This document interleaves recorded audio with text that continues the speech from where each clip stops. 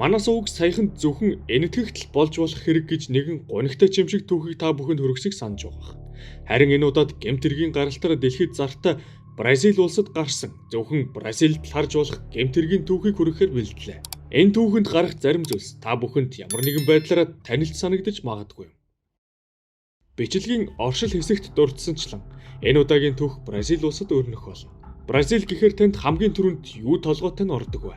Магадгүй хэн нэгэнд шууд хөл бөмбөг санаанд нь ордог бол зарим нэгэнд нь эцэс төгсгөлгүй үргэлжлэх ширэнгэн алтан шаргал эстэй далайн эрэг эсвэл гоёмсог карнавалч орж ирж болох юм. Гэвч энэ бүгдээс гадна Бразил улсын бас нэгэн онцлог бол асар өндөр гэмт хэргийн гаралт үлээ. Гэмт хэргийн талаар ямар ч олон улсын судалгаа статистик байсан.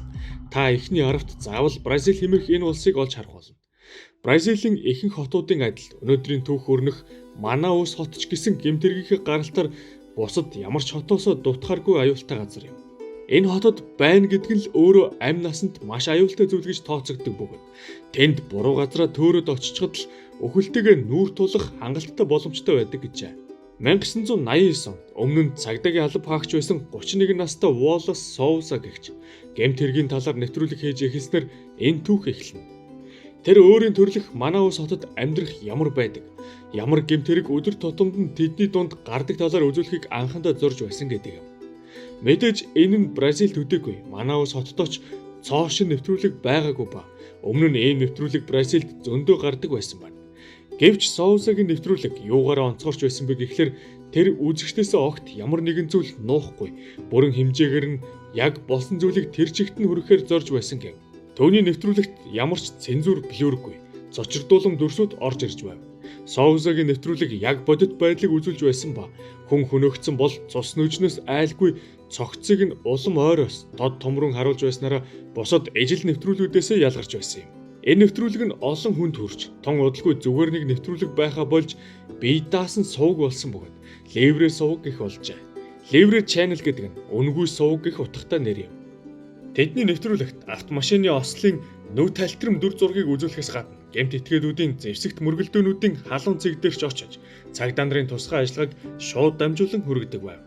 Тун удалгүй гэмт хэргийн мэдээллүүдээс гадна урлаг соёлын тоглолт буйны үйл ажиллагаач Livre сувгаар гардаг болж үзэгчд нь бүр нэмэгдэн өссөн гэжээ. Livre сувг өвчтөе зовлонтой хүмүүс гаргаж тэдний түүхийг олонд хүргэж хандив мөнгө цуглуулж тусалдаг болсон юм.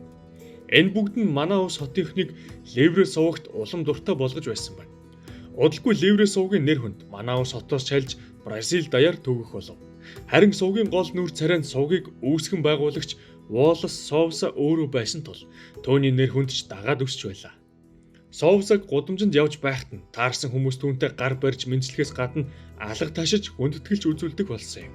Энэ бүх нэр хүнд нь ард түмэн Соузад цагдаа нараас ч илүү итгэдэг болоход хүргэсэн бөгөөд жишээ нь хэн нэгэн гэмт хэргийн гэрч болсон бол хамгийн түрүүнд цагдаад биш Livre сувгт мэдэгдэж дараа нь харин цагдаа хууль хүчнийхэнд хэлдэг болсон байна. Үүний ачаар Livre сувг үйл явдлын халуун цэгт цаг алалгүй очдог болсноос гадна заримдаа бүр цагдаа нараас төрүүлээд ирчихдэг байв. Тэгэд мөн өмнө дурдсанчлан энэ бүхнийг ямар нэгэн цензур хязгаарлалтгүй олонд хүргэж байсан юм. Энэх алдар нэр нь Соузаг зөвхөн гэмт хэргийг үзүүлээд байх биш. Түүнтэй тэмцэх хүсэл зоригийг нь ч мөн өгсөн гэж тэр өөрөө мэдэгдэж нэг л өдөр улс төрд хүч үзэх болсноо зарлалаа. Соуза өөрийн нэвтрүүлгүүдээр улс төрчд рүү байнга дайрч тэдний гэмт хэргийг зогсооход хангалттай шийдвэр гаргахгүй байна гэж шүүмжилдэг болсон юм. Ингэж түүний амбиц Соузаг улс төрлөө хөтлөн оруулав. 2000 онд Соуза Манаус хотын харьяалагддаг мужийнхаа хууль тогтоох дээд байгууллагт шинэ рекорд тогтоон ард түмний саналыг авч сонгогдсон бол 2002 онд өөрийнхөө 2000 онд тогтоосон рекордоо эвдэн ахин сонгогдсон байдаг. Харин 2003 онд тэр улсынхаа парламентын гишүүнд дэвшиж сонгогдсон юм. Ингээд Соуза харьцангуй богино хугацаанд телевизийн нэвтрүүлэгчээс нэр хүнд сайтай парламентын гишүүн болсон байна. Түүний дараагийн алхам ерөнхийлөгчийн суудал байсан ба энэ маягаар бол Соуза ахин хэдхэн жилийн дараа л Бразилийн ерөнхийлөгч болж чадна гэдэгтээ маргах хүн тухайн үед тун цөөхөн байсан гэжээ. Соузагийн амжилттай зэрэгцэн Livre сувгийн амжилтч өдрөөс өдөрт өсөн нэмэгдэж байв. Гэвч 2000-ад оны ихэнх үед гарсан нэгэн мэдээ тэдний өдөр бүр хүргэдэг цочирдом гэмт хэргийн мэдээнүүдээс ялгарч байлаа. Энэ мэдээнд сурвалжлагч ой дундуур явж байгаагаар эхэлсэн ба төд удалгүй ойд зогсох хоёр хүн дээр очсон юм. Харин энэ хоёр хүний дэргэд хэн нэгний шатсан цогц харагдах бөгөөд Цогцос саяхан шатсныг нэлтгэх утаанч гархан зогсоогүй байв. Ийм дүр зураг дээр ирсэн сурвалжлагч юу болсон талаар нэгнийгэнгүй ярьж эхэлсэн юм. Нэвтрүүлэгч шатсан цогцос бол эрэгтэй хүний цогцос. Төвнийг буудаж юм уу хутах хэрэглэж хөнөөгөөгүй. Харин амьдаар нь бензин асгаж байгаад шатаасан гэх мэт дэлгэрэнгүй зүйлс ярьж эхэлсэн байна. Гэвч энэ бүгд нь нэвтрүүлэг үзэж байсан хүн бүрт хачирхалтай санагдсан нь хэргийн газарт цагдаач ирээгүй байхад сурвалжлагч ирээд нүүрс болтлоо шатсан цогцсны талаар маш дэлгэрэнгүй ярьсан явдал байлаа. Шатсан цогцыг буудуулж эсвэл хутгалууж нас барсан талаар гаднаас нь хараад хэлэх нь байтугай ямар хүүстэй хүнийх гэдгийг ч хэлэх боломжгүй байсан юм. Цагдаа нарт шатсан цогцны үхлийн шалтгаан болон хэн гэдэг нь хожим шинжилгээгээр тодорхой болох үед тэд өөрсдөөс нь ч төрүүлээд хэргийн газарт ирсэн сурвалжлагч яаж энэ бүгдийг мэдээлсэн бэ гэдг нь хачирхалтай санагдаж энэ явдлыг шалгаж эхэлсэн байна. Харин Соулс болон нэвтрүүлэгч нь гэрчүүд өөрсдөнд нь цагдаа нараас төрүүлж мэдээлдэг болсон талаар хэлсэн ч хэргийн талаар яаж тийм дэлгэрэнгүй мэдсэн гэдгээ төдийлөн тайлбарлаж чадахгүй байв. Хэдий энэ хариулт нь хангалттай биш байсан ч 2008 он хүртэл ямар ч цагдаа яагаад ч юм үүнийг нь лавшруулан шалгалгүй орхисон юм. Харин 2008 онд юу болсон бэ гэхлээр Мо гэх хуучин цагдаагийн ажилтан байсан нэгэн этгээд хүн амны хэрэгт шижиглэгдэж цагдаад баригдсан байдаг.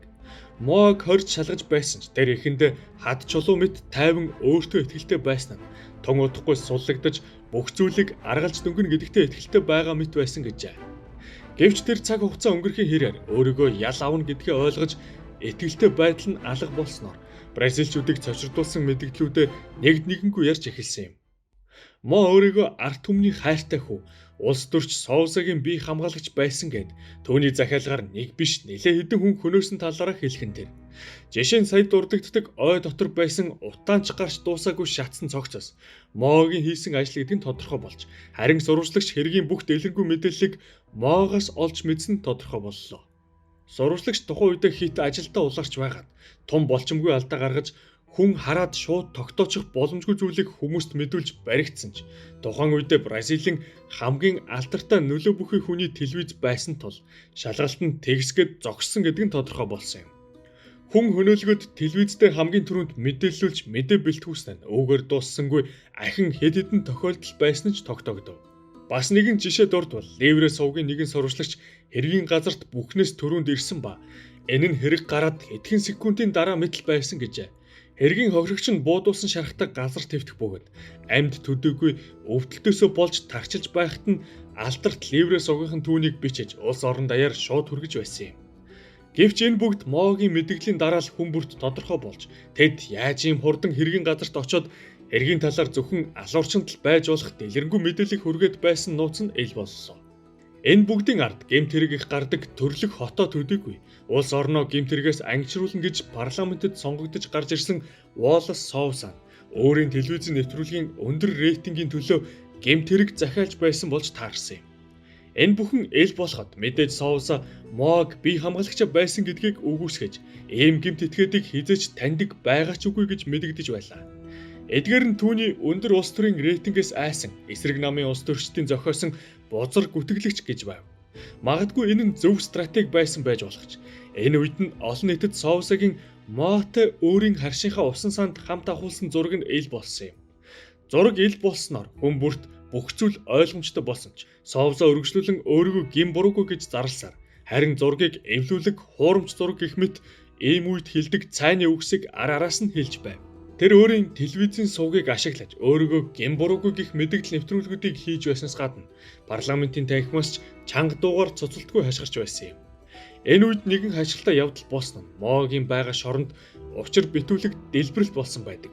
Мо энэ дэлбэрэлтэнд баг зэрэг гэмтэл аваад амьд мэд үлдсэн гэжээ. Тухайн үед дэлбэрэлт яагаад болсон, хэн захиалсан, энэ бөмбөг хэнд зориулагдсан, хэнийг хөнөөх ёстой байсан гэх мэт нь хүмүүст тодорхой байсан ч цагдаа нар Соусагийн эсрэг юу ч хийж чадахгүй байв.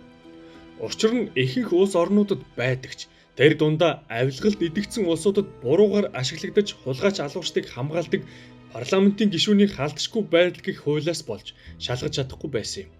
Гэвч энэ үед хэдий авилгад идэгдсэн гэдгээрээ алдартай Бразилийн цагдаа нар хүртэл түүнд хэрхэн хүрэх арга олж чадсан байдаг. Цагдаа нар Соусагийн хүү Рафаэл гэгчээр дамжуулан халдшгүй эрэхтэй аавд нь хүрэхээр болсон юм. Рафаэл нь Аавтайгаа хамт амьдардаг байсан нь түүнийг шалгах нэрийдлэр Соусагийн гэрт үзлэг шалгалт хийх боломжийг тэдэнд олгож байлаа.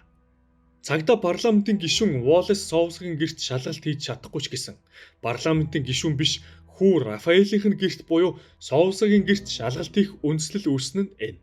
Гэрт нь явуулсан гинтийн үзлэг шалгалтаар Уоллес гэртээ байгаагүй ба хүү нь ганцаараа байсан гэжээ.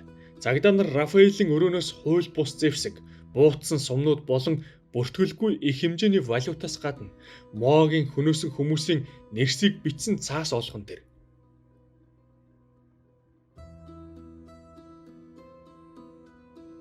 Соусагийн хүүгийн өрөөнөөс олддог сумнууд Моагийн хохирогчдыг хөнөөсөн сумнуудтай ижил сумнууд байсан нь тогтоогдсноор хүү Рафаэлийг нь баривчилсан юм.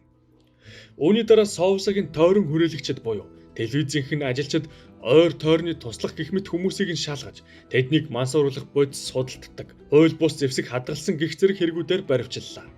Гэвч цагдаа нарын гол бай Соуса тэр үед сул чөлөөтэй байсан бөгөөд улс төрийн дайснууд нь өөрийг нь ямар ихээр хилмигдүүлж байгаа талаар зогсоо зайгүй олон нийтэд мэдүүлж, гомдлож өөрийн гин бурууг хашгирсаар байв. Харин цаг хугацаа явахын хэрээр Соусагийн эсрэг нотлох баримтууд улам зузаарсаар байсан юм. Соусач энэ үед маш их айц төгшүүртэй сэтгэлийн шаналтай байсан тул 2009 оны 100 зөрхний өвчнөр эмнэлэгт хүргэтлээ. Энэ үеэр нь парламентын танхимд Соусаг бүрэн эрхээс нь төдгөлзүүлэх хурал болж прокурор гишүүдэд 1000 гаруй хуудас Соусагийн эсрэг цуглуулсан нотлох баримтуудыг танилцуулсан байна. Эдгээр дунд гэрчүүдийг айлхан сүрдүүлэх, мансууруулах бодис судалдах, захиаллахт аллах, гэмт бүлэглэл үүсгэн байгуулсан гэх мэт тэргүүдэд түүнийг буруутгаж байв. Энэ үеэр хэдий Соусагийн биеийн байдал муу байсан ч парламентын танхимд төрдөг орон дээр хэвтэн ирж гишүүдийг шийдвэр гаргахаас өмнө өөрийн гин буруугүй талаар үг хэлсэн ч энэ нь үр дүнд хүрээгүй юм. Нийт 16 гишүүн түүнийг халдшгүй эрхээс нь төтгөлзүүлэхийг дэмжсэн бол 4 хүн эсэргүүцснээр Соусагийн халдшгүй байдал ингэж нэгэн дуусгар болсон байна. Эдгээр үйл явдлын дараа Соуса гараа хөмгөөд суухыг хүссэнгүй өгөхтэй үхэр бууга тавина гихчээр түүнд сүүлчийн найдвар байсан юм. Энэ Соуса улсаасаа зүгтгаар шийдсэн байжээ. Түүнийг хил гараад зүгтаалахгүй тулд улс даяар хилээ бүрэн хаахад хүрж байсан гэдэг. 4 хоногийн эрэл хайгуулын үр дүнд түүнийг найзынхаас нь баривчилсан байна. Тэр ямар нэг тэмцэлгүй бууж өгч баригдсан ба ганцаараа хоригдно гэсэн амлалт авч бууж өгсөн гэв. 2010 оны 5 дугаар сард Уоллес Соуса түүний хүү Рафаэл болон тэднийг тойрон хүрээлэгчдийг шүүх хурал эхэлсэн юм. Шүүх хурлын явцад өдөр ирэх тусам Соуса хорих ял авах нь тодорхой болсоор байсан гэжээ. Гэвч 2010 оны 7 дугаар сарын 27-ны өдөр 51 настай Уоллес Соуса зүрхний шигдээсээр нас барсан байна. Ингэж тэр шүүхээс ял сонсолгүй нас барсан бол хүү Рафаэл нь 7 жилийн хорих ял сонсож хугацаанаас өмнө буюу 2015 онд суллагдсан юм. Хөлсний алуурчин Мо 9 жилийн хорих ялаар шийтгэгдэж 2017 онд буюу суллагдахаас 2 жилийн өмнө шоронд хөнөөгдөжээ. Төвний байсан шоронд бослого өвмэн гарч хэдэн хүн нас барсан нэг нь Мо байв. Ингээд нэгэн цаг үед Бразилийн хамгийн алдартай телевизийн сувг байсан сувгийн болон түүний үүсгэн байгуулагч Уоллес Соусагийн түүх төгсөж байна. Та бүхэн энэ хэргийн талаар өөрсдийн төрсөн сэтгэлдээ хуваалцаарай. Удахгүй улам сонирхолтой түүхүүдээр бүгдээрээ уулзалт болно. Баяр та.